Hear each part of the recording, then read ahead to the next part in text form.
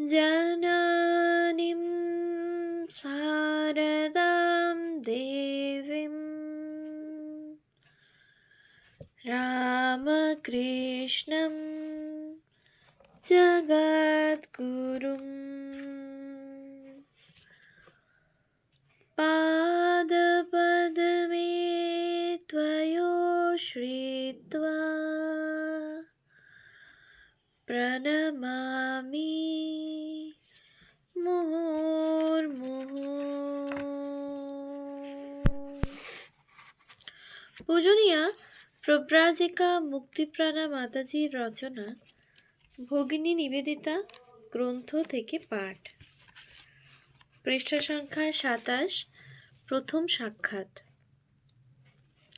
বক্তৃতা শেষ হইল। সন্ন্যাসীর গম্ভীর উদাত্ত কণ্ঠস্বর কক্ষের সর্বত্র প্রতিধ্বনিত হইতে লাগিল।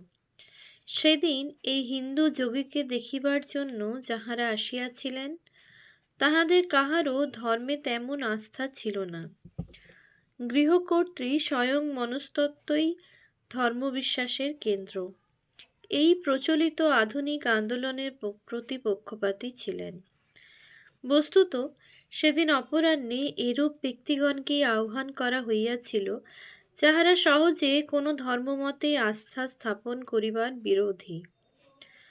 ধর্মপ্রচার ব্যাপারে যে কিছু সত্য থাকিতে পারে, সে বিষয়ে তাহাদের প্রত্যয় জন্মানো কঠিন। অতএব প্রত্যাবর্তনের পূর্বে সকলেই গৃহস্বামী ও গৃহস্বামিনীর নিকট অভিযোগ করিয়া গেলেন, সন্ন্যাসীর কথার মধ্যে নূতনত্ব কিছু নাই। কিন্তু সত্যই কি তাই? এই হিন্দু যোগী কি কোনো নূতন বার্তা বহন করিয়া আনেন নাই?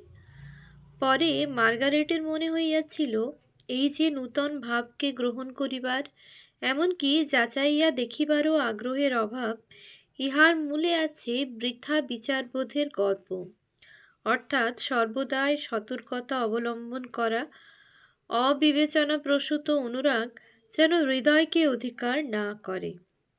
বস্তুত এত সহজে বক্তার কথাগুলি সম্বন্ধে নিঃসংশয় অভিমত প্রকাশ করা চলে না। হিন্দু যোগীর ব্যক্তিত্ব মার্গারেটকে আকৃষ্ট করিয়াছিল। মার্গারেটের ন্যায় মনস্বিনী নারী, যাহার অসাধারণ ব্যক্তিত্ব, প্রবল ধীশক্তি এবং অপূর্ব বুদ্ধিমত্তা অতি সহজেই তাহাকে যে কোনো সমাজের পুরোভাগে স্থাপন করিত। তাহার পক্ষে সহজে কাহারও দ্বারা প্রভাবিত হওয়া আশ্চর্য নহে কি?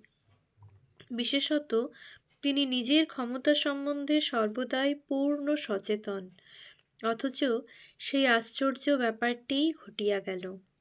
কে এই গৈরিকধারী অদ্ভুত প্রিয়দর্শন সন্ন্যাসী, যিনি পূর্ণ প্রত্যয়ের সহিত গম্ভীর সুললিত কণ্ঠে প্রাচ্য দর্শন ও বিভিন্ন মতবাদের প্রাঞ্জল ব্যাখ্যার দ্বারা সকলকে মুগ্ধ ও চমৎকৃত করিতে পারেন, অথচ পাশ্চাত্য ধর্মের প্রতি উদার দৃষ্টিভঙ্গি, সর্বোপরি পরিচ্ছিন্ন দেশ কাল নিমিত্তের অতীত যে অনন্ত সত্তা, তাহার অস্তিত্ব সম্বন্ধে এই সন্ন্যাসী এক পরম আশ্বাস বহন করিয়া আনিয়াছেন। মার্গারেট উপলব্ধি করিলেন, এই প্রাচ্য সন্ন্যাসীর বাণীর মধ্যে এমন কিছু আছে যাহা উপেক্ষণীয় নহে।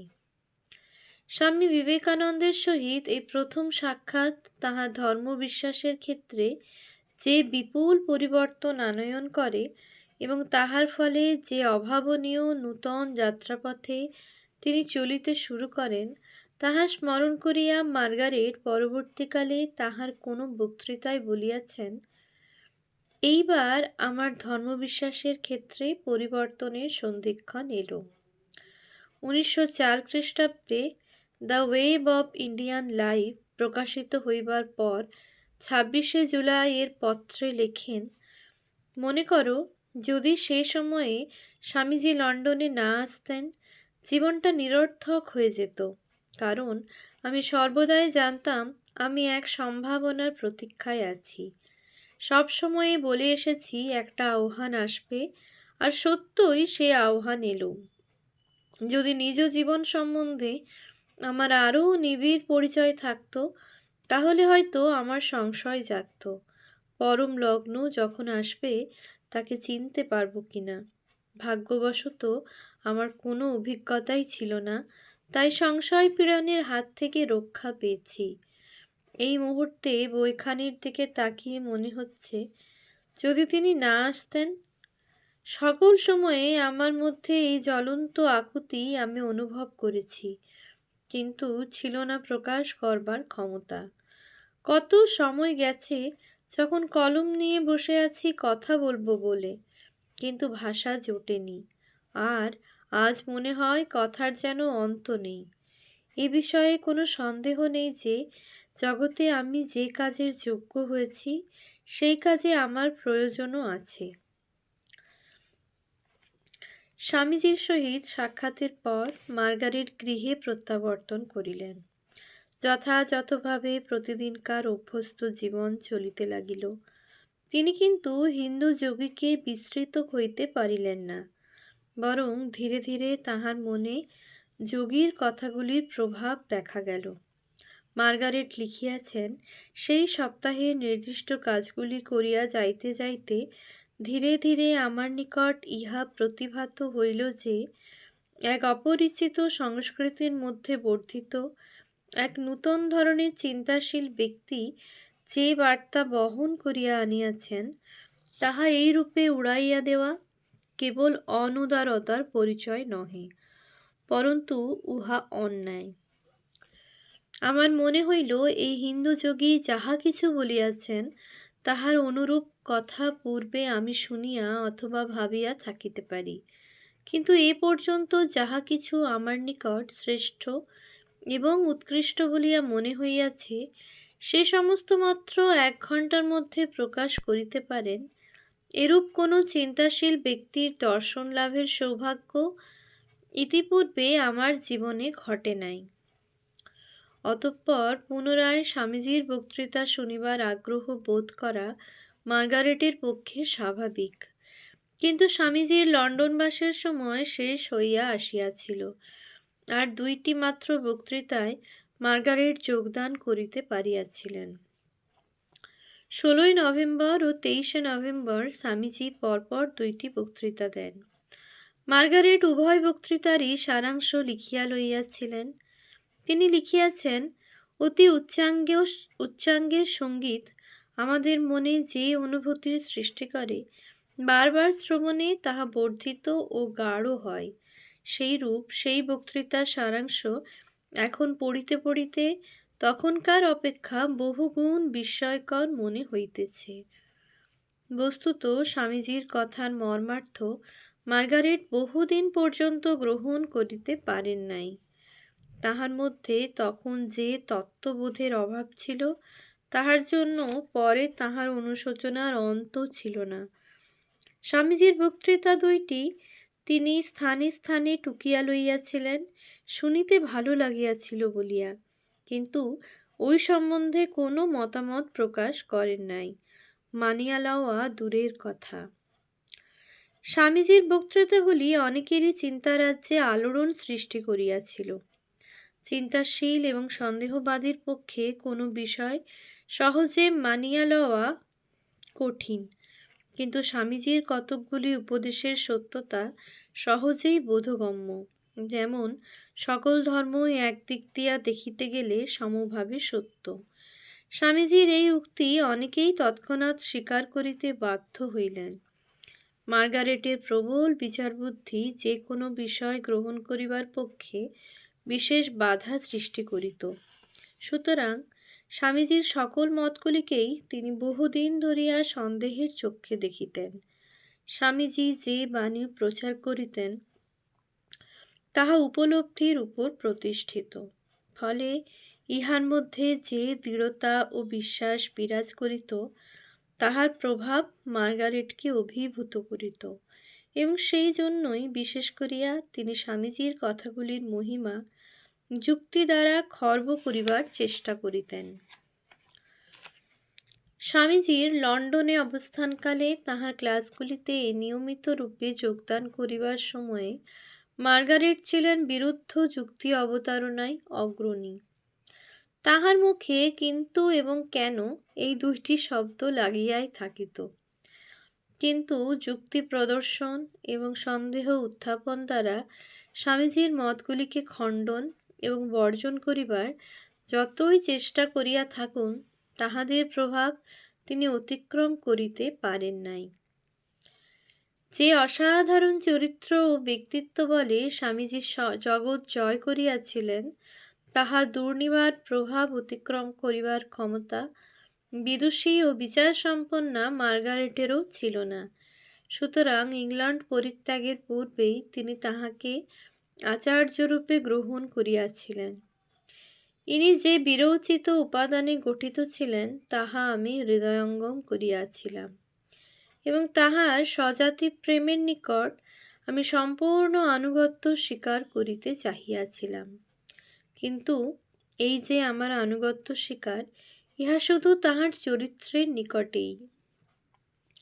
স্বামীজির চরিত্রের পূর্ণ মাহাত্ম্য ভারত আগমনের পূর্ব পর্যন্ত মার্গারেটের নিকট উদ্ঘাটিত হয় নাই। তিনি কেবল বুঝিয়াছিলেন স্বামীজির প্রচারিত তত্ত্বগুলির মধ্যে কোনো অসংলগ্নতা নাই। দৃঢ়তার সহিত সত্যকে প্রচার করাই তাহার উদ্দেশ্য, আর সেই জন্যই তাহার নিকট মার্গারেটের শিষ্যত্ব গ্রহণ। স্বামীজির প্রতিপাদ্য বিষয়গুলি হাতে কলমে প্রমাণিত না করা পর্যন্ত মার্গারেট উহাদিগকে চরম সত্য বলিয়া গ্রহণ করেন নাই। 27 নভেম্বর স্বামীজি আমেরিকা যাত্রা করিলেন। পর বৎসর এপ্রিল মাসে তিনি পুনরায় লন্ডনে আগমন করেন। মার্গারেট যথেষ্ট সময় পাইলেন চিন্তা করিবার। স্বামীজির যে কথাগুলি তিনি লিপিবদ্ধ করিয়া লইয়াছিলেন, দীর্ঘ 4 মাস ধরিয়া তাহাদের উপর গভীর চিন্তার ফলে ভারতীয় ভাবধারার কয়েকটি দিক তাহার নিকট অত্যন্ত স্বচ্ছ হইয়া উঠিল। প্রথমত, স্বামীজির উদার ধর্ম বিষয়ক শিক্ষা, যাহা অন্যান্য ধর্ম ব্যাখ্যাতাদের সহিত তাহার মূলগত পার্থক্য নির্ণয় করে। দ্বিতীয়ত, তাহার ভাবগুলির মধ্যে যে যুক্তি বিচার ছিল, তাহা অপূর্ব নূতনত্ব ও গাম্ভীর্য। তৃতীয়ত, মার্গারেট হৃদয়ঙ্গম করিলেন যে মানব প্রকৃতির মধ্যে যাহা কিছু শ্রেষ্ঠ ও সর্বাপেক্ষা সুন্দর, ধর্মের নামে স্বামীজি তাহাকেই আহ্বান করিয়াছেন। আর এই আহ্বানে সাড়া দিবার জন্যই কি মার্গারেট আকুলভাবে অপেক্ষা করিতেছিলেন না? নবজাগরণ। 1896 খ্রিস্টাব্দের 15 এপ্রিল নিউ ইয়র্ক ত্যাগ করিয়া স্বামী বিবেকানন্দ পুনরায় ইংল্যান্ডে আগমন করিলেন। তাহার নির্দেশ অনুযায়ী স্বামী শারদানন্দ পূর্বেই লন্ডনে আসিয়াছিলেন ও সেন্ট জর্জেস রোডে ই.টি. স্টাডির গৃহে অবস্থান করিতেছিলেন। লন্ডনের বন্ধু ও অনুরাগীর দল স্বামীজির পুনরাগমনের প্রতীক্ষায় ছিলেন। তিনি আসিবা মাত্র সর্বত্র উৎসাহের সাড়া পড়িয়া গেল। শীঘ্রই স্বামীজি তাহার কার্য আরম্ভ করিলেন। মে মাসের প্রথম হইতে ক্লাস খুলিয়া ধারাবাহিক রূপে জ্ঞানযোগ, এবং ওই মাসেরই শেষ হইতে প্রতি রবিবার পিকার্ডিলি নামক স্থানে royal institute of painters in water colours গ্যালারিতে বিভিন্ন বিষয়ে বক্তৃতা দেন। ওই বক্তৃতাগুলি অদ্ভুত সাফল্য লাভ করায় জুন মাসের শেষ হইতে জুলাই মাসের গোড়ার দিক পর্যন্ত প্রতি রবিবার প্রিন্সেস হলে বক্তৃতার আয়োজন হয়। বিভিন্ন ভক্তিযোগ, ত্যাগ ও প্রত্যক্ষানুভূতি। ওই বক্তৃতাগুলি অদ্ভুত সাফল্য লাভ করায় জুন মাসের শেষ হইতে জুলাই মাসের গোড়ার দিক পর্যন্ত প্রতি রবিবারে প্রিন্সেস হলে বক্তৃতার আয়োজন হয়। বিষয় ভক্তিযোগ, ত্যাগ ও প্রত্যক্ষানুভূতি। উক্ত বক্তৃতাগুলি ব্যতীত প্রতি সপ্তাহে তিনি 5টি করিয়া ক্লাস করিতেন এবং প্রতি শুক্রবারের সন্ধ্যাটি রাখিয়াছিলেন প্রশ্নোত্তরের জন্য। নিয়মিত বক্তৃতা ও ক্লাস ছাড়া স্বামীজি ড্রয়িং রুম, ক্লাব এবং বহু লোকের বাসভবনে বক্তৃতা আলোচনাদি করেন। ওম শান্তি শান্তি শান্তিঃ। হরিঃ ওম তৎসৎ। শ্রীরামকৃষ্ণার্পণমস্তু।